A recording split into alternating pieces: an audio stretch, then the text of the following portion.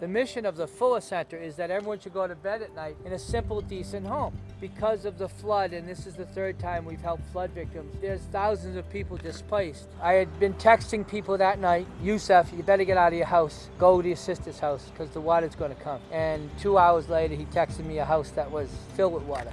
That night, I was out pulling people out. At 6 o'clock, I was Home Depot.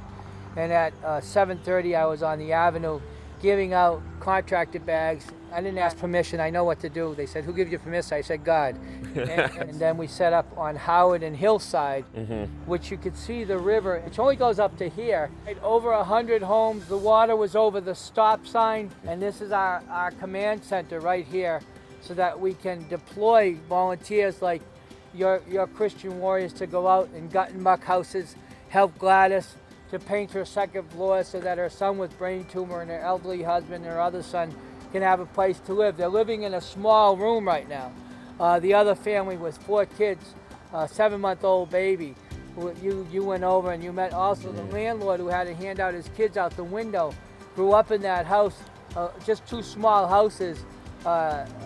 It's devastating. It's lifting up a whole town. So lifting up the flooring store was like lifting up the lumber company that we helped them get back up out in Breezy so they could then give supplies to their neighbors. That corner is a very visible corner by Waverly and Mamaroneck. And so those 6 businesses, we've done a solid $100,000 worth of work there at least. And I've had 1,200 volunteers so far. Wow.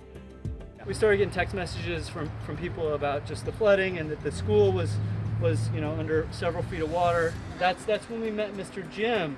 He grabbed me, put me in his car and drove me 100 yards down the street to where they were set up and told me all about the work that they were doing and said, we've got people from banks and people from law firms and people from companies. And I said, do we have any churches? And he said, no, we can't get the churches to come out. I said, we can get some churches to come out. And that was sort of the beginning. Yeah, we did demo and cleanup and ripping out sheetrock and clearing all the water-soaked wall out. And that kind of stuff, I really felt great about it because that's stuff that can make people sick. If we get rid of that and then we get the walls redone, the woman who owns the place can get back to living. And it was really a blessing to be part of it. I sort of feel like it's the least that we can do. We have hands and we have feet and we have mouths and we can get other people to help. We've been given so much, and so it's just a tiny little portion of that to give back when people really need it. These people really genuinely need it. I want to cry because, if every church did what your church does and brings people and gives support, you have made financial support and help us to build our capacity, then everyone would be back in their home.